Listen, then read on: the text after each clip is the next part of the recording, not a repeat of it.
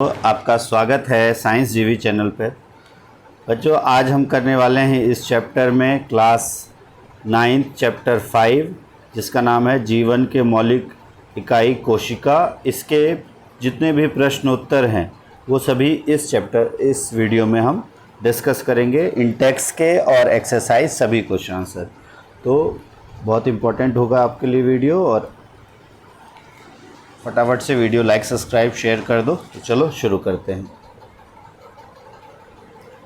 सबसे पहला प्रश्न है, तो पहला प्रश्न ये पेज नंबर 59 पे पहला इंटेक्स क्वेश्चन या आंतरिक प्रश्न है। पहला क्वेश्चन है, कोशिका की खोज किसने की? तो कोशिका की खोज किसने की और कैसे की? तो आपको पता है, कोशिका की सर्वप्रथम खोज 1665 में रॉबर्ट हुक ने की थी। यहीं अगर आपसे पूछा जाता जीवित कोशिका की खोज किसने की थी, तो जीवित कोशिका की खोज किसने की थी?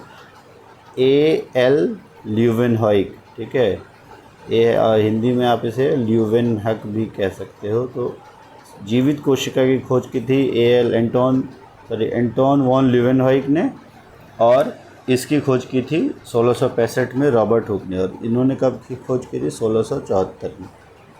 ये आपको पता होना चाहिए। और जो कोशिका की खोज वनस्पति शास्त्री रॉबर्ट हुक ने की थी, और किसकी? कॉर्क की स्लाइड्स में, जो पेड़ की छाल है उसकी स्लाइड्स में देखा था, मधुमक्खी के छत्ते जैसा आकार दिखाई दिया था, और वो उसमें जो दिखी थी उसको क्या दिखी थी? कोशिका भित्ति। ये आपको पता होना चाहिए, कोशिका भित्ति ही सिर्फ दिखी थी, क्योंकि मृत कोशिकाएं थी। और कोशिका भित्ति बनी होती है किसकी? आंसर करो कमेंट में। ठीक है, और ये कहाँ पे देखा था ल्यूवेनहॉइक ने? ये दिखा था तालाब के जल में, और जीवित कोशिकाएं उसमें चलती हुई कोशिकाएं उन्होंने जो मैग्नीफाइंग ग्लास है उससे देखा था। तो दूसरा प्रश्न है, कोशिका को जीवन की संरचनात्मक और कार्यात्मक इकाई क्यों कहा जाता है? आपको पता है, कोशिका में जीवन के सभी कार्य करने में सक्षम होती है, जैसे पोषण, उत्सर्जन, श्वसन। इसीलिए एक कोशिका को जीवन की कार्यात्मक इकाई कहा जाता है। और कोशिका जीवन की सबसे छोटी इकाई भी होती है। सभी जीवित प्राणी जो हैं वो एक छोटे छोटे कोशिकाओं से मिलकर ही बनते हैं। इसीलिए एक कोशिका को जीवन की संरचनात्मक इकाई भी कहा जाता है। और क्योंकि वो सभी कार्य करने में सक्षम है, इसलिए उसे कार्यात्मक इकाई कहते हैं। और क्योंकि सभी जीव उस छोटी कोशिकाओं से मिलकर बना है जीवों की संरचना, इसीलिए उसे संरचनात्मक इकाई भी कहते हैं। अगला है प्रश्न संख्या 61 पे 61 पे, क्या है? CO2 और जल जैसे पदार्थ कोशिका के अंदर बाहर कैसे जाते हैं? तो ये हमने पढ़ा था कि कोशिका के अंदर बाहर जाने के लिए सांद्रता संतुलन, प्रसार और प्राप्त करने के लिए कणों एक अर्ध पारगम झिल्ली, जिसे प्लाज्मा मेम्ब्रेन कहते हैं, उसके थ्रू जाते हैं और परासरण के द्वारा जाते हैं। और प्लाज्मा झिल्ली जो है वो एक अर्ध पारगम झिल्ली होता है, जिसमें पानी हमेशा उच्च से निम्न की ओर जाता है, और विसरण के द्वारा जो जल है वो परासरण के द्वारा जाता है, और कार्बन डाइऑक्साइड, यहाँ और या नहीं और जो कार्बन पानी परासरण के द्वारा कोशिका के अंदर बाहर जाती है, किसके? प्लाज्मा झिल्ली से होते हुए। और जो गैसेस होती हैं, जैसे कार्बन डाइऑक्साइड, और यहाँ से ऑक्सीजन भी पूछ लेते, तो कार्बन डाइऑक्साइड और ऑक्सीजन ये विसरण के द्वारा कोशिका अपशिष्ट, ये अब जब कोशिका में कार्बन डाइऑक्साइड ज़्यादा होता है तब यही प्लाज्मा झिल्ली से कोशिका बाहर आ जाती है, और जब उसके अंदर कमी होती है तब कार्बन डाइऑक्साइड, जैसे कोशिका है मान लो, इसके यहाँ पे ऑक्सीजन सबसे पहले आया, ऑक्सीजन से यहाँ पे रिएक्शन हुआ, कार्बन डाइऑक्साइड निकला, और फिर कार्बन डाइऑक्साइड जो यहाँ बढ़ जाता है तो ये बाहर की तरफ चले जाता है। ये भी किसके थ्रू जाता है? एक अर्ध पारगम झिल्ली, जिसे हम कहते हैं प्लाज्मा मेम्ब्रेन। और इसी के थ्रू कार्बन डाइऑक्साइड, ऑक्सीजन, पानी, इन सब का जो अंदर बाहर होते हैं, तो इसी को हम कहते हैं ये ध्यान रखना है आपको, परासरण और विसरण। तो परासरण में पानी उच्च से निम्न की ओर जाता है, पानी उच्च सांद्रता से निम्न सांद्रता की ओर पानी, और विसरण में गैस जो है वो भी उच्च सांद्रता से निम्न सांद्रता की ओर जाता है। ठीक है, उच्च से निम्न की ओर गैस जाते हैं। तो जब गैस जा रहे हैं तो कहता है विसरण, और ये परासरण। तो विसरण और परासरण के द्वारा विसरण के द्वारा जल और परासरण के द्वारा कार्बन डाइऑक्साइड जैसे पदार्थ कोशिकाओं के अंदर बाहर जाते हैं। अगला क्वेश्चन है, ये अभी हमने इसमें पढ़ा कि प्लाज्मा झिल्ली को, ये बहुत इंपॉर्टेंट क्वेश्चन है, मोस्ट इम्पॉर्टेंट क्वेश्चन है, एग्ज़ाम में ज़रूर आता है, इसको अच्छे से पढ़ लो। ये क्वेश्चन बहुत ही ज़्यादा इम्पॉर्टेंट है आपके लिए कि प्लाज्मा झिल्ली को चयनात्मक पारेगम झिल्ली क्यों कहते हैं। यहाँ बहुत बार वर्णात्मक भी लिखा आता है, तो वर्णात्मक या चयनात्मक पारेगम झिल्ली क्यों कहा जाता है? इसलिए कहा जाता है क्योंकि चुनिंदा पदार्थों को गुजरने की ही अनुमति देता है, इसीलिए इसे चुनिंदा पारगम अथवा अर्ध पारगम झिल्ली या वर्णात्मक पारगम झिल्ली भी कहा जाता है। कोशिका झिल्ली या प्लाज्मा झिल्ली को इसलिए इस रूप में जाना जाता है क्योंकि यह कोशिका के अंदर और बाहर पदार्थों की आवाजाही को नियंत्रित करता है। ये कुछ पदार्थों के प्रवेश की अनुमति देता है और कुछ की आवाजाही को रोकता है। उसके बाद है पेज संख्या 63 पे, क्या है? प्रोकैरियोटिक कोशिकाएं और यूकैरियोटिक कोशिकाओं के बीच अंतर बताना है और ये तालिका भरनी है। तो इसमें है आपका आकार सामान्यतः ये 1 से 10 माइक्रोमीटर, इसे क्या कहते हैं? माइक्रोमीटर।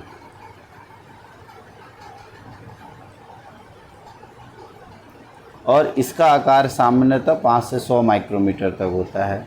परमाणु क्षेत्र इसमें अस्पष्ट होता है, तो ये परमाणु क्षेत्र नहीं होगा, ये नाभिकीय क्षेत्र, केंद्रकीय क्षेत्र आप कह सकते हो, इसे केंद्रक क्षेत्र प्रोकैरियोटिक कोशिकाओं में अस्पष्ट होता है और उसे और झिल्ली से घिरा हुआ नहीं होता है। नाभिकीय क्षेत्र अच्छी तरह से परिभाषित होता है और झिल्ली से घिरा होता है।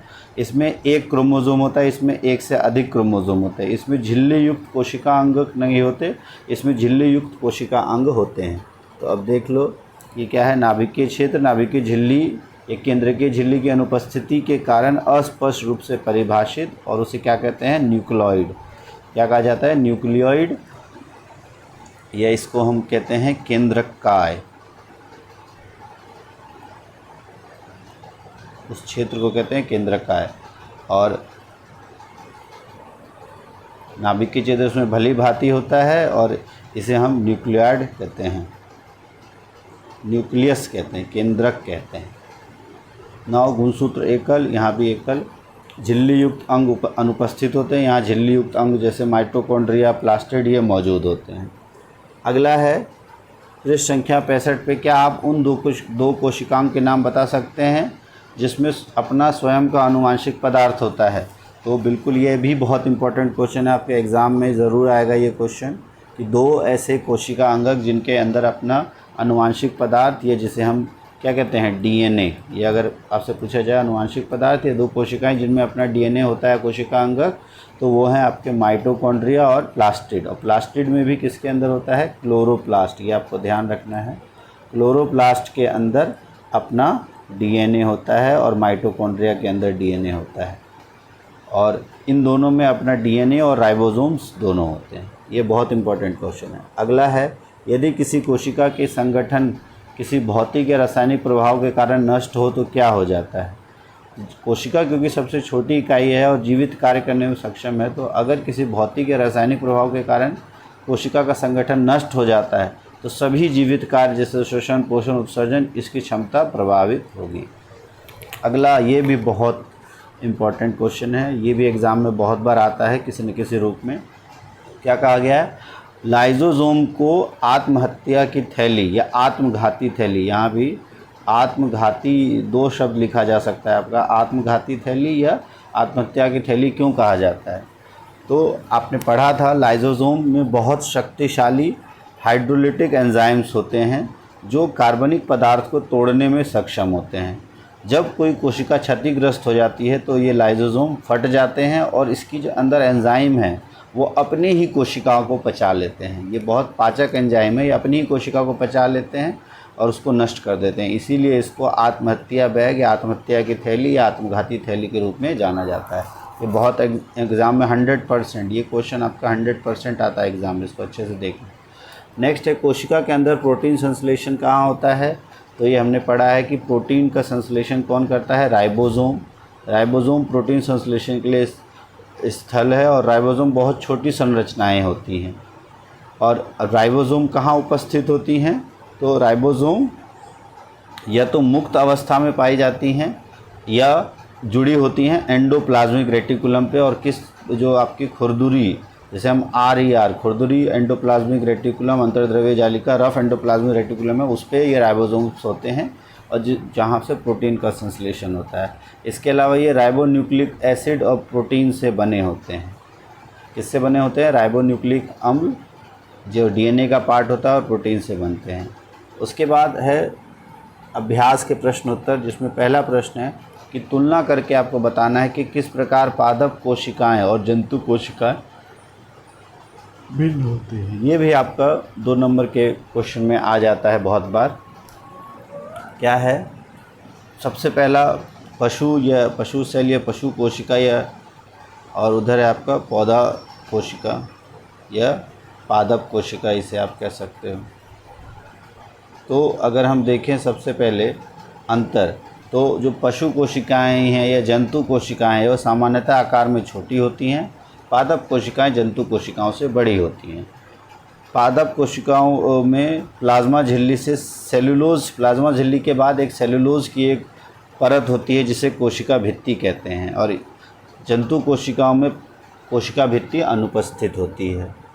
तीसरा है, अब पादप कोशिकाओं में आपको पता है हरा रंग या आने के लिए क्लोरोप्लास्ट चाहिए, तो उसमें प्लास्टिड्स जो हैं वो मौजूद होते हैं या क्लोरोप्लास्ट मौजूद होते हैं, और प्रोटोजोआ या यूग्लिना को छोड़कर किसी भी प्राणी में प्लास्टिड मौजूद नहीं होते। फिर है सभी प्राणियों में जंतु कोशिकाओं में रिक्तिकाएँ, या जिसे हम अनेक और छोटी एवं अस्थायी होती हैं, और इसमें अपरिपक्व कोशिकाओं का एक स्थायी और बड़ा केंद्रकाय रसधानी होती है, या रसधानी इसमें बहुत छोटी होती है, इसमें बड़ी रसधानी होती है।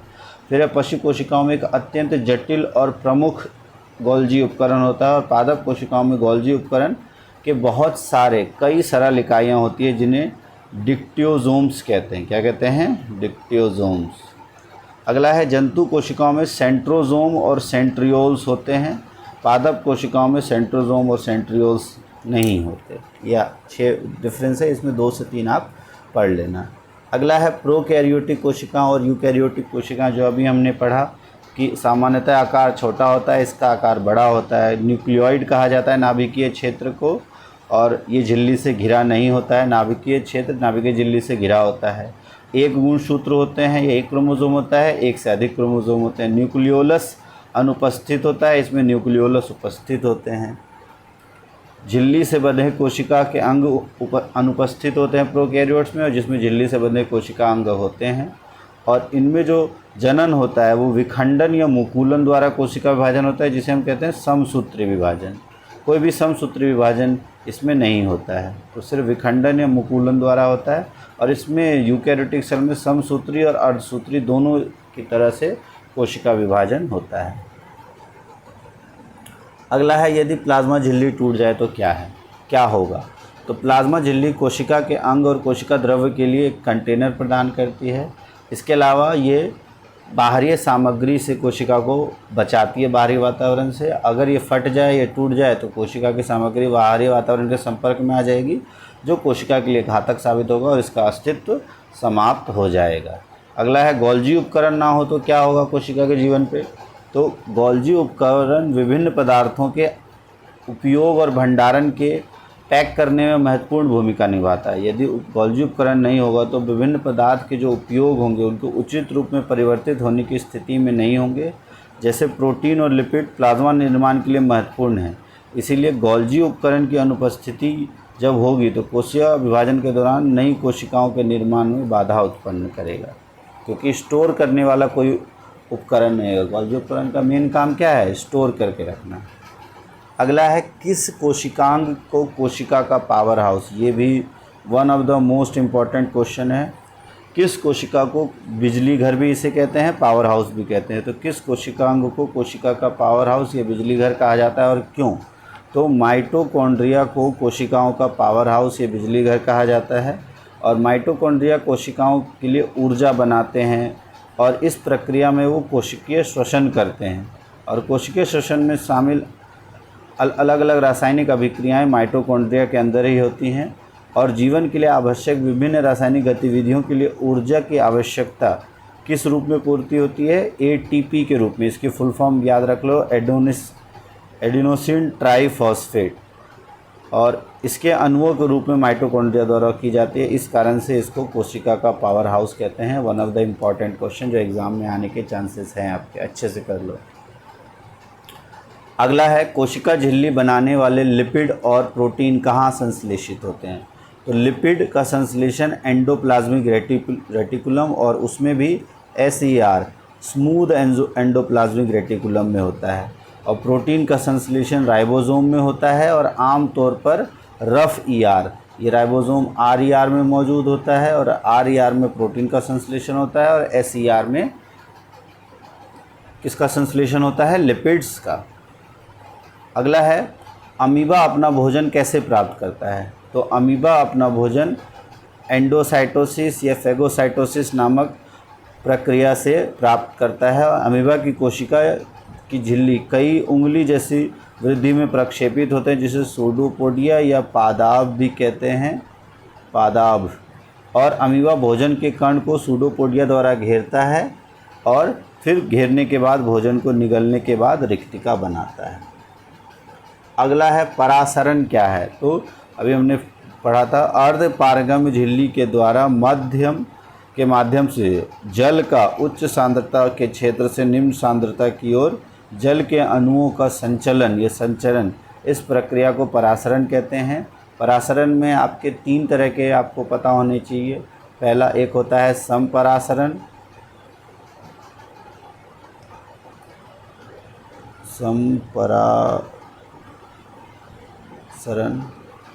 संपरासरण दाबी विलयन। दूसरा विलयन होता है अधिपरासरण,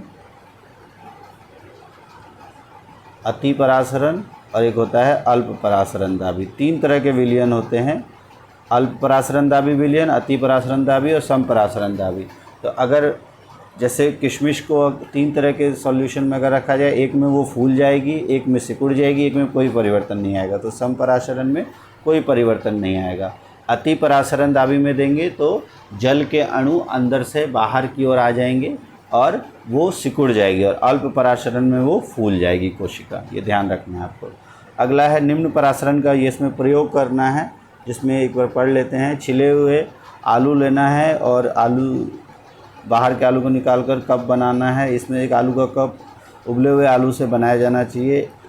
ए को खाली रखें, बी में 1 चम्मच चीनी डालें और सी में 1 चम्मच नमक डालें और उबले हुए आलू वाले कप में 1 चम्मच चीनी डालना है। इनको 2 घंटों तक रखना है और देखना है कि इस तरह से कप बनाना है आलू में। और ABCD 4 आपको रखना है। एक में आपको पहले में खाली रखना है, दूसरे में चीनी डालनी है, तीसरे में नमक डालना है और चौथे में आपको 1 चम्मच उबाल के 1 चम्मच चीनी डालना है।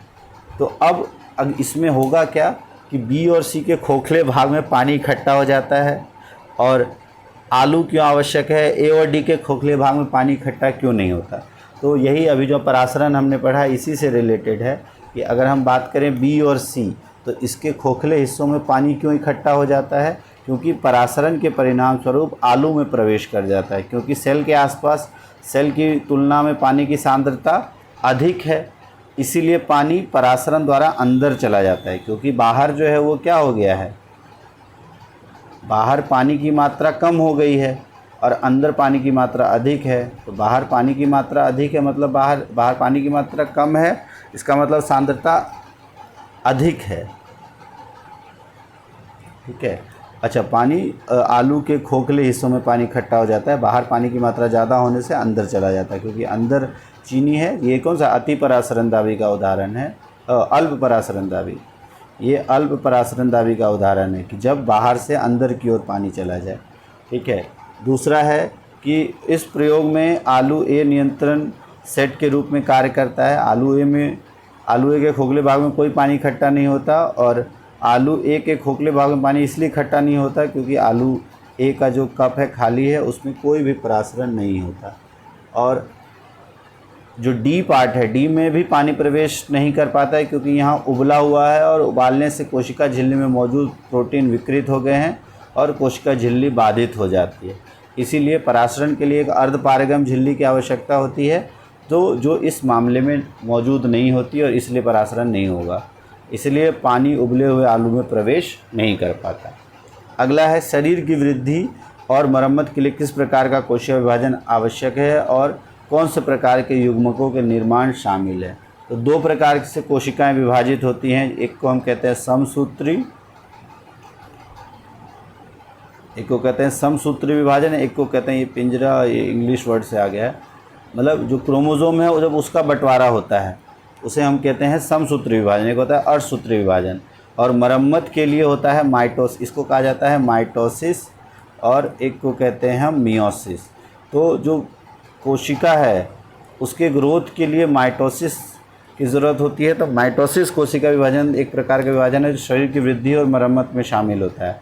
और अर्धसूत्री विभाजन कोशिका जब विभाजित होती है उसका एक प्रकार है जिसके परिणामस्वरूप युग्मक हो, जो युग्मक बनते हैं, ये जो जैसे स्पर्म और ओवम बनता है उसमें अर्धसूत्री विभाजन होता है। और जब कोशिका वृद्धि करनी होती है, कोशिका शरीर की वृद्धि और कोशिका में मरम्मत की ज़रूरत हो, तब होता है माइटोसिस या समसूत्री विभाजन। और जब युग्मकों में पूछा जाए तो उसमें होता है अर्धसूत्री विभाजन। तो इस तरह से आपके कंप्लीट ये सारे क्वेश्चंस हो गए हैं इस चैप्टर के। इसको अच्छे से देख लो और जो जो इम्पोर्टेंट क्वेश्चंस मैंने बताए हैं उसको अच्छे से ध्यान से कर लो, उसके क्वेश्चंस ज़रूर आएंगे। और इससे पहले भी 2 वीडियो आ चुकी है, उसको देख लो। अगर कोई डाउट है इस वीडियो में तो कमेंट बॉक्स में लिखो, कोई क्वेश्चन समझ में नहीं आया उसको दोबारा से समझा दिया जाएगा।